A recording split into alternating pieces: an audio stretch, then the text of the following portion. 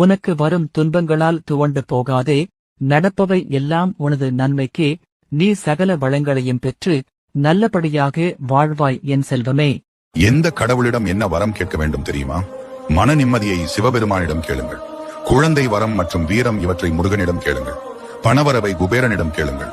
வீட்டில் ஐஸ்வர்யம் பெருக லட்சுமி தேவியிடம் கேளுங்கள். தீமைகளிலிருந்து உங்களை பாதுகாக்க முனீஸ்வரனிடம் கேளுங்கள். உங்கள் மரணத்தை தள்ளி போட யமதர்மனிடம் கேளுங்கள். சக மனிதர்களால் உங்களுக்கு மறுக்கப்பட்ட நீதியை கருப்பசாமியிடம் சென்று முறையிட்டு கேளுங்கள். திருமண வரத்தை விஷ்ணு பகவானிடம் கேளுங்கள். ஆரோக்கியம் மற்றும் உடல் பலத்தை அனுமனிடம் கேளுங்கள். நீங்கள் நினைத்தது நடக்க. செவ்வாய்க்கிழமைகளில் வெற்றிலை தீப வழிபாடு. செவ்வாய்க்கிழமை அதிகாலையில் குளித்துவிட்டு வீட்டின் பூஜை அறையில் வழக்கமாக ஏற்றும் லட்சுமி விளக்கை ஏற்றி வைக்க வேண்டும். 6 வெற்றிலைகளை எடுத்துக் கொள்ளுங்கள். வெற்றிலை லட்சுமி தேவியின் அம்சமாக இருந்தாலும் அதன் காம்பு பகுதியில் மூதேவி வசிப்பதாக ஐதீகம். அதனால் அவற்றின் காம்பு பகுதியை கிள்ளி எடுத்து விடுங்கள். பின்பு 6 வெற்றிலைகளின் மீது நடுநுனி பகுதியில் மஞ்சள் குங்குமம் வைத்துக் கொள்ளுங்கள். வெற்றிலைகளை விசிறி போல் தட்டில் பரப்பி வைக்கவும்.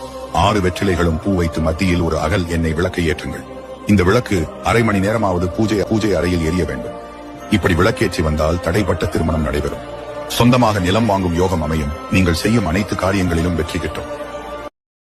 மறந்தும் கூட கோவிலில் கடவுளுக்கு உடைத்த தேங்காயில் இதை செய்து விடாதீர்கள். அப்படி செய்தால் கஷ்டத்திற்கு மேல் கஷ்டம் வந்து நம்மை வாட்டும். உங்களுக்கு முருகனை பிடிக்கும் என்றால் இந்த வீடியோவை லைக் செய்து ஓம் முருகா என்று காமெண்ட் செய்யுங்கள்.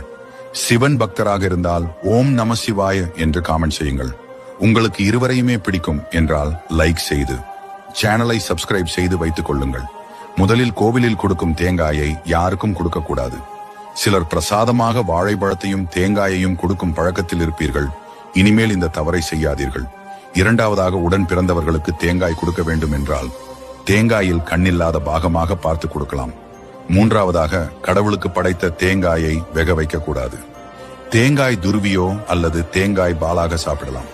நான்காவதாக, உங்கள் குடும்பத்தில் பெண்கள் யாராவது கர்ப்பமாக இருக்கும் போது கோவிலில் தேங்காய் உடைக்க கூடாது.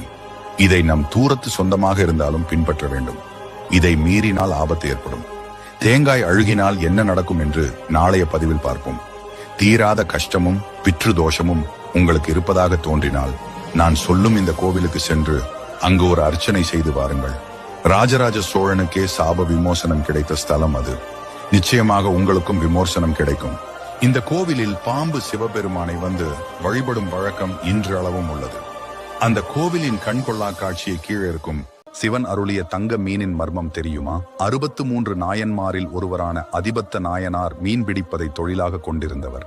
அவர் சிவபக்தர் என்பதால் வலையில் சிக்கிய முதல் மீனை சிவனுக்கு என கடலில் விடுவார். ஒரே ஒரு மீன் பிடிபட்டாலும் அதிபத்தர் சிவனுக்கு என கடலில் விடுவதால் அவர் குடும்பம் வறுமையில் தவித்தது. இதனால் மனைவியும் குழந்தைகளும் மிகுந்த பசியுடன் வீட்டில் உணவு இல்லை, ஏதாவது சம்பாதியுங்கள் என்றனர். அவர் மீன் பிடிக்கச் சென்றார். அப்போது சிவன் அவரை சோதிக்க வலையில் நவரத்தின தங்க மீனை அகப்படச் செய்தார். அதிபத்தர் அந்த பொன் மீனையும் சிவனுக்கே என கடலில் விட்டார். அதிபத்தரின் பக்தியால் மகிழ்ந்த சிவன் ரிஷப வாகனத்தில் தோன்றி அவரை ஆட்கொண்டார். இந்த நிகழ்வு நடந்த இடம் நாகப்பட்டினம் நீலாயதாட்சி சமேத காயாரோகணேஸ்வரர் கோயில். இங்கு ஆண்டுதோறும் ஆவணி ஆயில்ய நாளில் அதிபத்தர் உற்சவர் சிலையை ஒரு கட்டுமரத்தில் ஏற்றி கடலில் மீன் பிடிக்கச் செல்லும் நிகழ்வு நடைபெறும். அதிபத்த நாயனாருக்கு மரியாதை செய்யும் விதமாக இங்கு யாராவது இறந்தால் கோயில் முன் உடலை வைத்து சிவனின் மாலை வஸ்திரம் அணிவித்து மரியாதை செய்கின்றனர். காசியைப் போல இங்கும் முக்தி மண்டபம் உள்ளது.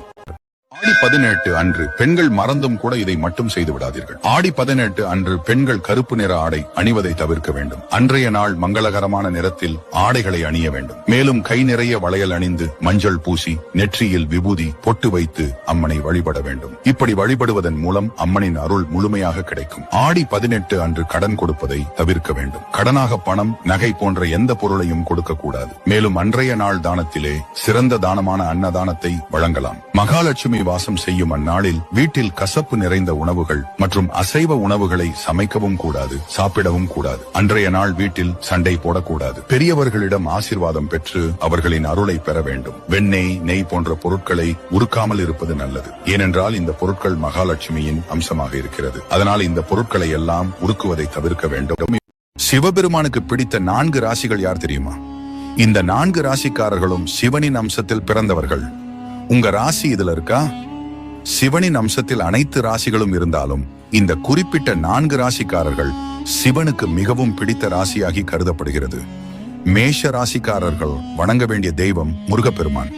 ஆனால் இவர்களுக்கு சிவனின் அம்சம் இருப்பதால் இந்த ராசிக்காரர்கள் 48 வயதுக்கு பிறகு மிகுந்த சிவபக்தி உடையவர்களாக மாறிவிடுவார்கள்.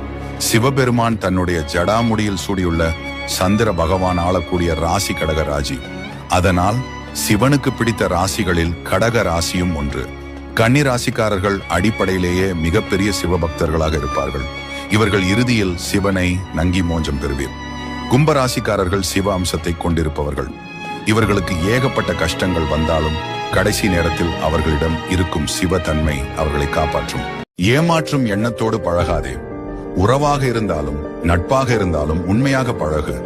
உண்மை நேர்மை எல்லாம் அழியாத சொத்து. காலம் செல்ல செல்லதான் அதன் மகத்துவம் தெரியும். உனக்கு துரோகம் இழைத்தவர்களை நீ பழிவாங்காதே. அதை காலத்திடம் ஒப்படைத்துவிட்டு நீ அமைதியாக இரு. ஏனென்றால் காலம் போல் மிக கொடூரமாய் பழிவாங்க உலகில் யாராலும் முடியாது.